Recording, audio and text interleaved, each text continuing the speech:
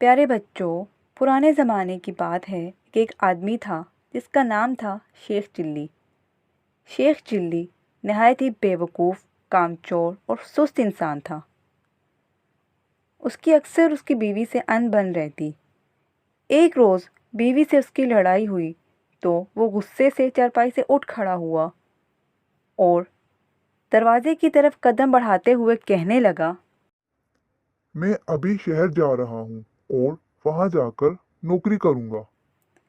یہ سن کر شیخ چلی کی بیوی بولی، شہر کو یہاں رکھا ہے، دن بھر کا راستہ ہے، بیچ میں کھاؤ پیو گے کیا؟ ذرا ٹھہر جاؤ، میں تمہیں روٹیاں پکا دیتی ہوں۔ شیخ چلی کی بیوی نے اسے 7 روٹیاں بنا کر دی۔ شیخ چلی روٹیاں لے کر سفر پر چل نکلا۔ چلتے چلتے دوپہر ہو گئی۔ ایک کنواں نظر آیا۔ وہ اس کی منڈیر پر بیٹھ گیا۔ اسے بہت زور کی بھوک لگی تھی۔ اس نے روٹیاں نکالی اور سر کھجاتے ہوئے کہنے لگا، ایک کھاؤں، 2 کھاؤں کہ 7 کو کھا جاؤں۔ اس کنویں میں 7 پریاں رہتی تھیں۔ انہوں نے جو یہ سنا تو وہ ڈر گئی۔ پریوں کی ملکہ باہر آئی اور شیخ چلی سے بولی، کیوں تم کھانا چاہتے ہو 7 کو؟ بہت زور کی بھوک جو لگی ہے۔ شیخ چلی نے جواب دیا۔ یہ سن کر پریوں کی ملکہ نے کہا، اگر تم ہمیں نہ کھاؤ تو میں تمہیں ایک ایسی چیز دوں گی جو تمہارے خاندان بھر کو کبھی بھوکا نہیں رہنے دے گی۔ یہ بول کر پری نے آسمان کی طرف ہاتھ بلند کیا تو اس کے ہاتھ میں ایک دیگچی آ گئی۔ اس نے شیخ چلی کو دیگچی دکھاتے ہوئے کہا، یہ دیگچی دیکھ رہے ہو؟ تم جب بھی کسی کھانے کا نام اس کے سامنے لو گے تو وہ کھانا اس میں حاضر ہو جائے گا۔ شیخ چلی نے کہا، روٹیاں تو میرے پاس ہیں، بس قورمہ چاہیے۔ پھر اس نے دیگچی کے سامنے قورمہ کا نام لیا تو دیگچی قورمہ سے بھر گئی۔ شیخ چلی نے سیر ہو کر کھانا کھایا اور پھر اپنے سفر پر روانہ ہو گیا۔ راستے میں ایک سرائے پر اس کا رکنا ہوا۔ وہاں اس نے قیام کیا اور دیگچی کے سامنے بریانی کا نام لیا۔ دیگچی بریانی سے بھر گئی۔ پھر زردے کی خواہش کی، وہ بھی آ گیا۔ شیخ چلی نے جی بھر کے کھانا کھایا۔ سرائے کی مالکہ ایک بڑھیا تھی۔ اس نے شیخ چلی کی دیگچی کے بارے میں پوچھا تو شیخ چلی نے اسے صاف صاف سب بتا دیا۔ بڑھیا نے چکنی چپڑی باتیں کر کے شیخ چلی کو رات سرائے میں ہی ٹھہرا لیا، اور جب وہ سو گیا تو پریوں والی دیگچی اس بڑھیا نے چرا لی اور اس کی جگہ ویسے ہی دوسری دیگچی رکھ دی۔ شیخ چلی نکلی دیگچی لے کر اپنی بیوی کے پاس پہنچے اور بولے، دیکھو نیک بخت، میں کتنی کمال کی چیز لایا ہوں۔ پھر شیخ چلی نے اپنی بیوی کو دیگچی کے بارے میں بتایا اور مرغ مسلم کی فرمائش کی، مگر دیگچی تو خالی رہی۔ انہوں نے کئی اور کھانوں کے نام لیے مگر کچھ نہ ہوا۔ شیخ چلی کی بیوی نے اس کا بہت مذاق اڑایا۔ وہ شیخ چلی کی باتوں پر یقین کرنے کو تیار نہ تھی۔ آخر شیخ چلی جھلا کر بولے، اچھی بات ہے، کل پھر مجھے روٹیاں پکا کر دینا، میں پھر پریوں کے پاس جاؤں گا اور دیگچی کی شکایت کروں گا۔ بیوی نے اگلے روز پھر روٹیاں پکا کر دی اور شیخ چلی پھر سے روٹیاں لے کر سفر پر نکل گئے اور کنویں کے پاس جا کر کہنے لگا، ایک کھاؤں، 2 کھاؤں کہ 7 کو کھا جاؤں۔ یہ سن کر پریوں کی ملکہ پھر سے کنویں سے باہر آئی اور کہنے لگی، تم پھر آ گئے ہمیں کھانے، کیا اب بھی تمہارے پاس کھانے کی کمی ہے؟ یہ سن کر شیخ چلی نے پریوں کی ملکہ کو دیگچی کے بارے میں سب بتا دیا۔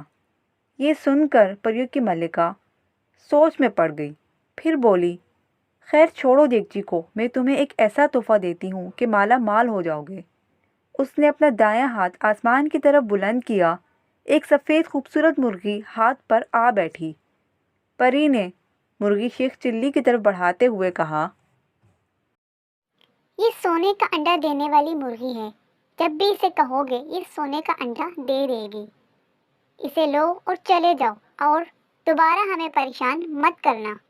शेख चिल्ली ने वो मुर्गी ली और फिर से अपने सफ़र पर रवाना हो गए। दोबारा उसी बुढ़िया के सिराए पर क़याम किया। बुढ़िया ने फिर से पूछा कि आज क्या तोहफ़ा लाए हैं, तो शेख चिल्ली ने उसे फिर से सब सच सच बता दिया। ये सुनकर बुढ़िया बहुत खुश हुई। उसने शेख चिल्ली को सिराए के सबसे खूबसूरत कमरे में ठहराया, उनकी खूब खातिर मदारत की। रात को शेख चिल्ली मुर्गी की टांग अपनी चारपाई के साथ बांधकर सो गया। बुढ़िया ने मौका पाकर मुर्गी चुरा ली और उसकी जगह दूसरी वैसे ही मुर्गी बांध दी। शेख चिल्ली नकली मुर्गी लेकर दोबारा अपने घर पहुंच गए और बीवी से कहने लगा, अगर मैं कहूँ कि ये मुर्गी सोने का अंडा देगी तो क्या तुम मेरा यकीन करोगी? शेख चिल्ली की बीवी ने कहा, क्यों नहीं, ज़रूर यकीन करूँगी। ये सुनकर शेख चिल्ली मुर्गी से बोले, बी मुर्गी सोने का अंडा दो।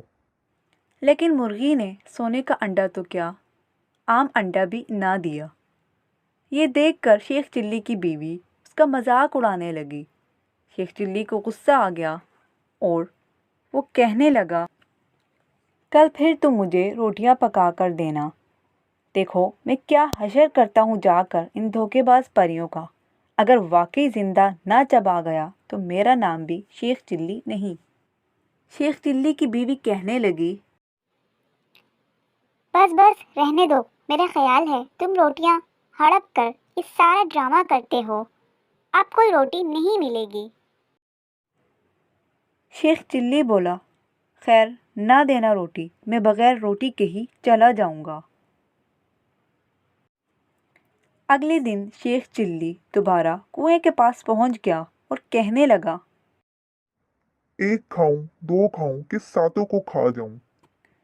कुएं में खलबली मच गई और परियों की मलिका फिर से बाहर आई और कहने लगी, मैंने तुम्हें ऐसे तोहफे दिए हैं कि जिससे तुम माला माल हो सकते हो, लेकिन तुम तो कुछ ज्यादा ही लालची लगते हो। ये सुनकर शेख चिल्ली ने कहा, नहीं मलका परी, ये बात नहीं, यकीन करो।